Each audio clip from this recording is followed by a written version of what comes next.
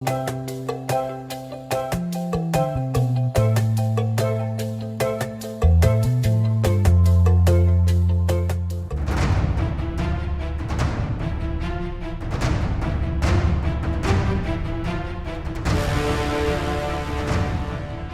have here before me Minzu, who is the Deputy Managing Director of the IMF, the International Monetary Fund.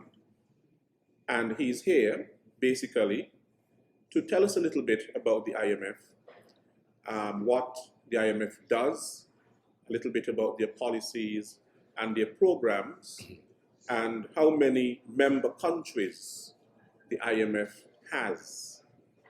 And so we invite Mr. Minzu, the Deputy Managing Director, to tell us a little bit about himself and a little bit about the IMF. Thank you, first of all. And IMF is an international institute, and our mandate is maintain the global and economic financial stability. We have 188 members, including SKNIS and NIVES. And we do our job through we call Article 4 consultation, which is an annual sort of a macroeconomic consultation with authority once every year. When the countries in a difficult situations, we're moving help the country to dealing the crisis and help them get out, supported by financial and by the loans, credits. And for example, in the regions, we have a program with Jamaica, with Grenada's, and also we had a program with St. Kitts and Nevis. I think when the country is in recession 2011, we had a program with $70 million and help country get out. And if everything's okay, we'll help country build the institutional capacity to technical assistance. So we have a Caribbean Technical Center here to provide a lot of technical assistance to the member as well. So that's basically is our job and our role for the whole world. A lot of the countries in the Caribbean, I mean small island developing states, are heavily indebted. Of course, you know, we have very small economies of scale. There's very little that we export, and we import so much and so on. So we have a lot of fiscal challenges. Now, in order for the IMF to intervene and help our member countries, what is the process? Caribbean countries particularly have very high debts, particularly external debts, which put tremendous fiscal pressures and press the growth. So growth has been low. I think it is the challenge for the region as well. In the past few years, we're working extremely hard with regions and with the program for the countries, for example, in Jamaica. And with the programs, we'll help them to stabilize so they will be able to reach the fiscal primary surplus 7.5%, which is really a miracle. And the debts reduced 10% a year, and the inflation dropped from 9 to 5. So the whole economy is very much stabilized. And think about this country, St. Kitts and Nevis. When 2011, the country has recessions, right? The whole economy contracted 10%. And we help with a loan with $70 million, and with the policy enhanced measures. So today, the country has 5% of GDP growth, which is very strong. And more than that, the country be able to reduce the public debts 60%, roughly from 160 to below 100, which is big achievements. And external debts reduced roughly 40%. And the manager and inflation are at a very low level, and current accounts and reduced, and the gap. So I think this is exceptional strong economic performance. So I would like to take this opportunity to congratulate the government and the people of the country for the determination and for the policy implementation and for the achievements. And we also, I would like to take the opportunity to thank, through this television, thanks to governments, authorities, and thanks to the people of St. Kitts and Nevis for their support for our program. Together, I think we made this exceptional strong economic performance. Not every country, it is said, has been successful that has undergone an IMF program. Now we look at Greece, for example, and there will be some other countries that have not been as successful as St. Kitts and Nevis. What do you think has been responsible for the success that St. Kitts and Nevis has had undergoing an IMF program and coming out of it quite successfully? That's a very good question. And yes, indeed, we have some not or less successful programs. And for example, you mentioned in Greece, the program has been there for 3 years, and the debt is still on the upside. The growth rate is on downside, and it's a very challenging situation. But they have their uniqueness because they're within the EU, and the domestic policy adjustments was slower. So compare this to Greece with the St. Kitts and Nevis, we will see more the determination of a government and the people. I think that's very important. The leadership, the vision, the determination is very, very important. Because when you get into a crisis situations, you want to get out, you have to do the policy adjustment. For example, you have to do fiscal consolidations, you have to cut expenditures. It's not easy, right? And so you have to communicate this with the people and get people's support. In that sense, I would say St. Kitts and Nevis did a very good job in the past few years. And think about it, it's not easy to from 10% GDP drops back to 5% GDP growth today in roughly 4 years horizon. It's not an easy thing. 60% external, the public debt drop is really, really a historical example. So in that sense, you will see St. Kitts and Nevis set up the very good example. I had a one-day visit for your beautiful countries. I visited university. I gave students a talk, and I visited a small manufacturing company. I visited a resource developer and also a hotel. I went to Nevis. I met private sector leaders with Premier. And also I visited a windmill farmers. They produce 10% of power for the island. In all those visits, I feel the beauty and the challenge of being small. But most importantly, I also feel the energy, the determination of the government and the people, the cooperation between the public sector and the private sector, and the energy and in the students, the young generation. So those things putting together make the country become very viable and make the IMF program very sustainable. The use of the adjectives, you said beauty, and yet at the very same time there's challenge. Yeah. And I think that's what, those two words are important. Because we cannot lose all hope, but there are challenges that we have to meet.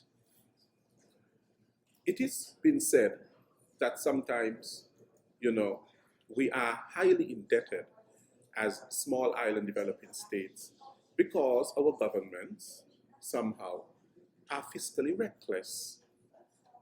And,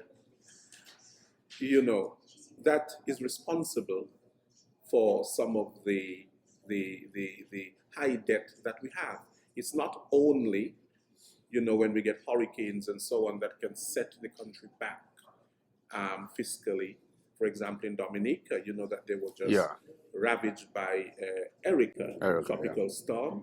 Prime Minister there has said that the country has been put back 20 years, you know. But do you think that Caribbean governments are doing well enough in terms of being fiscally responsible? I think overall, the Caribbean authorities are working very hard, try to be fiscally responsible, because the debt ratio is way high. You know, this is not sustainable. We made it very clear to the authority. The debt is way high, not sustainable. You cannot increase your fiscal expenditures. You cannot increase your wage bill. You need to do the fiscal consolidations. I think the message is well received by the authorities. Take your country as examples. You have a citizenship by investment programs, Yes. so you receive a lot of capital inflows. And I think the government made the right decisions to use this money to prepay the debts, Yes. to reduce the debts. I think that's very important. And then there's some other monies to put in the meaningful, productive project for the long-term sustainability. So I think this is very important. And I see in all the regions, government is working hard. For example, in Jamaica, the Prime Minister, Peter Phillips, committed a 7.5% of primary fiscal surplus, which is a miracle. It's not easy because they want to keep the general budget in balance. So the regions are working really hard on those issues. And I'm very happy to see we're making progress in fiscal areas.